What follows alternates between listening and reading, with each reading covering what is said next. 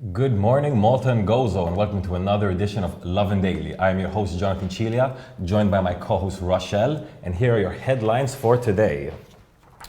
Doctors' directives extended to Friday as government accused of being in state of denial. World's first registered COVID-19 vaccine announced by Russia. Inquiry launched after Maltese prisoner accidentally let out of prison for a month. Migrant sea arrivals to Malta increased this year despite port closures, and new rules launched to improve domestic glass disposal. Rochelle, how's it going this morning? Tajba, grazzi, kif inti, Jonathan? I'm doing good. I was looking at these stories, a lot of COVID stories, a bit of a mix. Shall we jump into the first story? Wow, tlaqna. Id-direttivi ta' tobba jestendu sal-ġimgħa għaliex l-MAM tajt li l-gvern qiegħed jiġħad il-gravità tas-sitwazzjoni. L-MAM tat ġimgħa ultimatum biex il-gvern jitratta b'mod effettiv il-pandemija li bħalissa ninsabu fiha.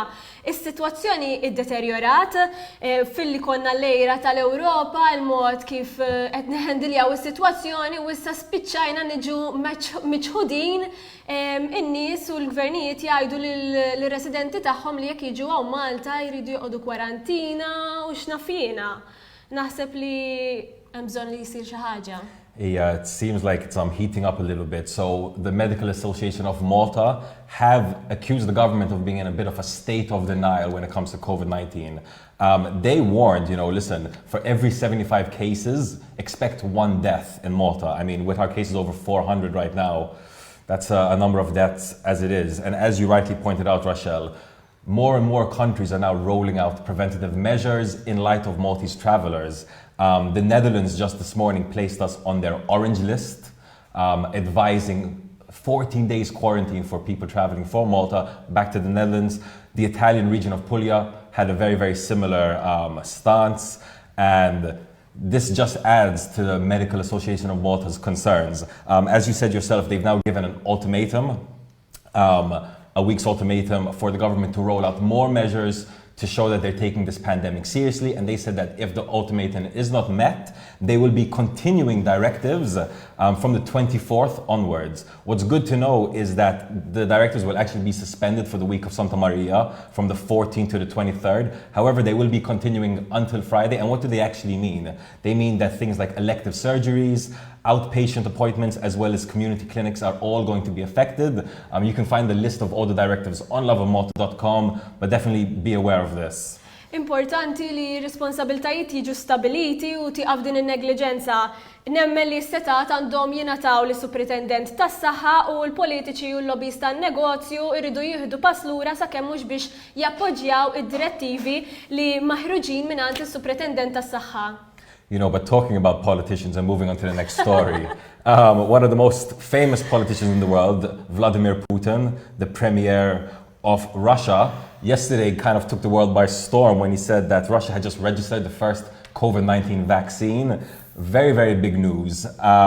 Met with, a lot of hope by some people, a lot of skepticism by other people. Now, Putin said that he's tested the vaccine on his daughter, and his daughter is, quote, feeling well. But what's important to note here is that they've actually, in their testing of this vaccine, skipped a very, very important phase, phase 3, which involves months of testing over thousands of people to really gauge, kind of what effects this vaccine will have on people. They've just kind of skipped this trial, even though the World Health Organization did advise this. However, it didn't stop a lot of people from still being excited about it. Another mad president, the president of the Philippines, Rodrigo Duterte, welcomed it, and he even said that he'd be happy to be experimented on with the vaccine.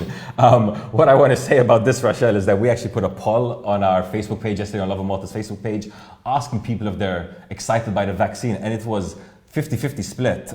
People are just as hopeful for it as skeptical. How do you feel about the vaccine? Jiena nħoss li hemm xi ħaġa tinten, jiena ma nixtieqx inkun fenek tal-indi biex il-gvern jipprova fuqi nkun ta' esperiment onestament. Iżda jalla tirnexxi u jalla jkun hemm kollox buċċ il-ġid u ma nistgħux ngħixu ħajjitna. Irridu nadattaw għall-pandemija imma issa naraw.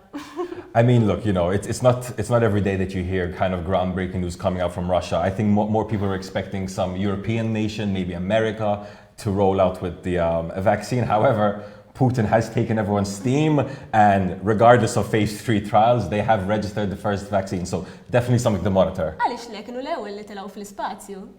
Very fair point. They've paved the way for us to go to space, and now they'll pave the way for our health.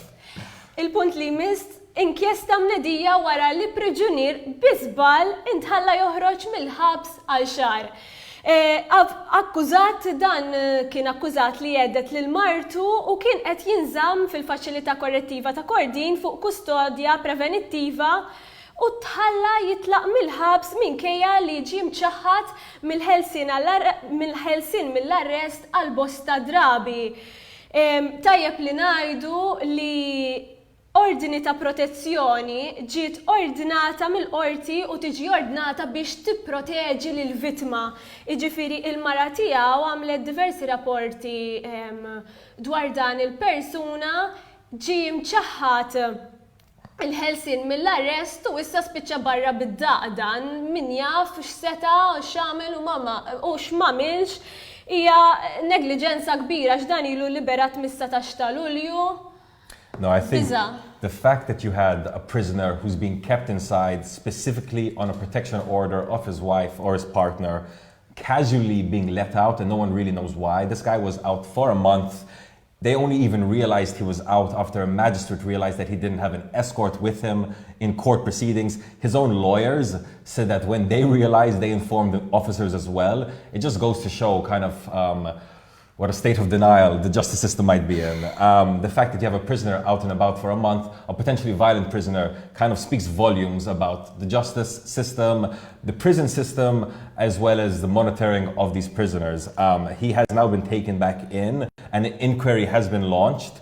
But I think, we need to start looking at the justice system and the way prisoners are treated and watched over. I know some people are saying that Justice Minister Byron Camilleri might have to shoulder some responsibility for this. It is quite a mess up. What would have happened if he had attacked his partner, if he had killed his partner? Whose responsibility would have been then? 100% il-problema hija sistematika għaliex anke ħafna vittmi tal-vjolenza domestika huma diffiċli anke għalihom l-ewwel ned biex jagħmlu l-kuraġġ u jmorru jirrapportaw. U mbagħad wara li inti mort tirrapporta kważi biex xorti biex ir-rapport tiegħek jittieħed bis-serjetà.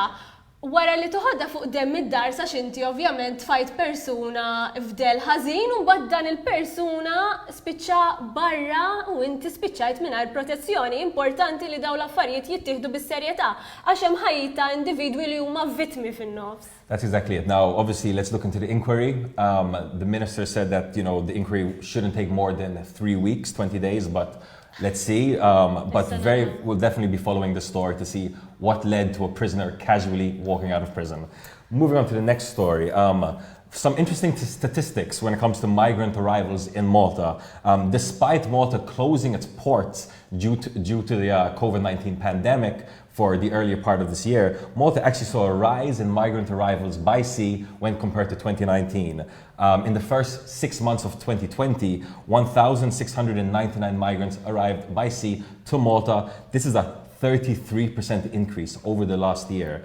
And like I said, the ports were closed during a lot of this time. So very interesting numbers. It's important to remember that this migration crisis from North Africa and the Middle East into Europe is ongoing. It has been ongoing for at least a decade, if not longer. Malta, Greece, Italy, we're all at the forefront. These countries are taking on a lot of numbers, and these statistics show that the numbers are not lessening. Just in the first 2 months of 2020, 989 migrants were rescued and brought into Malta.